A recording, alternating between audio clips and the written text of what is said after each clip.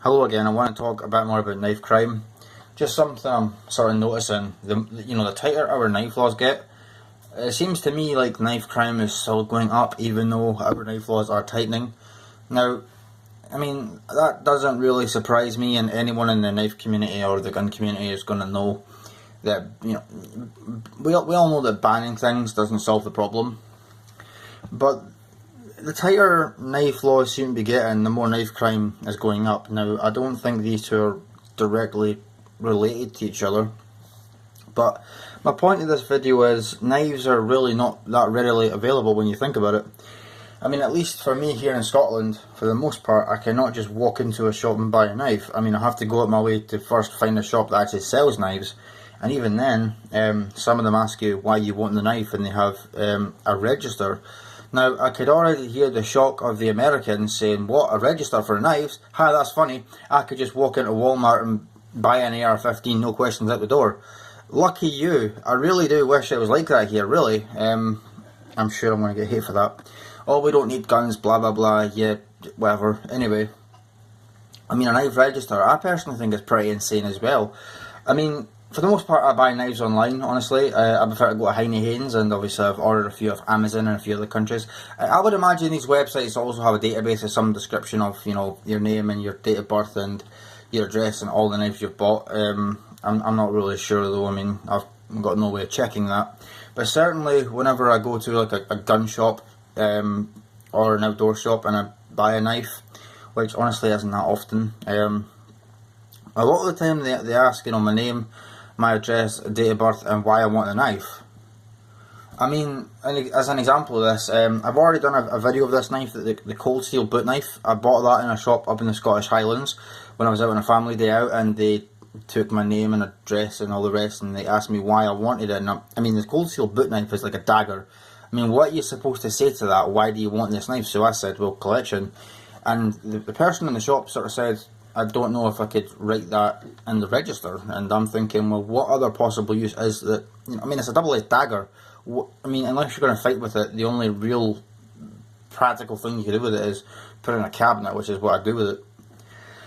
So they just wrote camping on the register. I mean, is that ridiculous? I mean, another example of just how ridiculous the knife laws here are is when the police do a weapon sweep, which, why is that even a thing? They go to local parks and stuff, and they look for knives and other potential weapons. Usually they just find screwdrivers, and sometimes they've literally picked up sticks as part of the weapon sweep. I mean, I remember one weapon sweep, they literally found a broom handle, like a brush handle. "Oh, we found this in a weapon sweep." Are you kidding me? That's a brush handle. You know what I mean? Like, but plenty of the weapon sweeps have literally picked up butter knives. And sometimes it's not even butter knives, it's literally plastic butter knives. You know when you go to the coffee shop or McDonald's or whatever and they've got those plastic butter knives? Yeah, the police are picking those up in this country, off the streets, taking pictures of them and putting them on Facebook saying, "Hey, we picked up as part of a weapon sweep. Obviously everyone's absolutely taking the piss out of them, rightfully so, because are you out of your goddamn mind posting that as part of a weapon sweep? Then maybe if you found like I don't know, big combat knife or something, maybe people would take it a bit more seriously. The thing that kind of gets me as well is the police actually believe that you could do the same amount of damage with a butter knife as a bayonet. One of them literally said that on Twitter. It'll punch on the chest the exact same as a bayonet. And I was sort of looking at this tweet thinking, are you out of your goddamn mind? But like I said though, you can't really readily buy knives in this country except cutlery, kitchen knives and Stanley knives. That's about it. I mean, for the most part, I've got to go out my way to buy a knife, and there's all these restrictions. Now, we've got all these restrictions, always seem to be over 18. The only country, as far as I'm aware, where they sell knives to under 18s is Germany, and I don't think they've really got a stabbing problem, at least not like how the UK does. The only exception to that is I think in Germany you need to be over 18 to buy like a fighting knife. Okay, that's a bit more reasonable than our laws.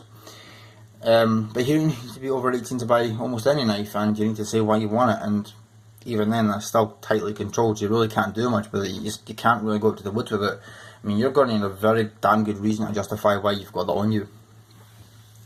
And sometimes people get arrested for carrying a Stanley knife in their work trousers, like when they're going for their lunch. I mean, they've obviously just came off a building site. Why do you think they've got a Stanley knife? And they literally get arrested and charged for having a knife on them. It's just that insane. But like I said though, as these laws are tightening, knife crime seems to be going up. I mean, how many stabbings has London had just this year alone? And we're only like, what, start of March? And there's already been a hell of a lot of stabbings. I mean, last year, my god, the amount of stabbings. Is there not like a stabbing like every day, or at least every other day in London? And it's not just stabbings, by the way, it's also shootings. People are being shot every other day. Now, if that doesn't tell you something, I don't know what to say. I mean, come on. Handguns have been illegal for over 20 years in this country, so have people being shot with them? You know what I mean? For the most part, it's handguns and sawn-off shotguns. Now, you can make the argument, well, someone's obviously stealing shotguns from licence holders. Maybe, but where are they getting the handguns from? Because there isn't any legally licensed handguns in Britain, because they were banned 20 years ago after the Dunblane massacre. So 20 years on, there's still people being shot. Can you explain that? I mean, to me, that's just a case of, well, banning it. Banning it didn't do much. Banning it didn't do much at all. In fact, what it did do is it punished hundreds of thousands of law-abiding people from practicing their sport and hobby. So, if banning guns didn't stop people getting... And yes, I know guns aren't completely banned. I'm sure someone's going to leave that in the comments saying, Britain didn't ban... Yeah, I know, we can have rifles and shotguns, but you need a reason for it, blah, blah, blah. That's not really the point, though. I suppose I should just leave it at that. There's nothing really much else to say, but I hope I've made my point. Thank you for watching.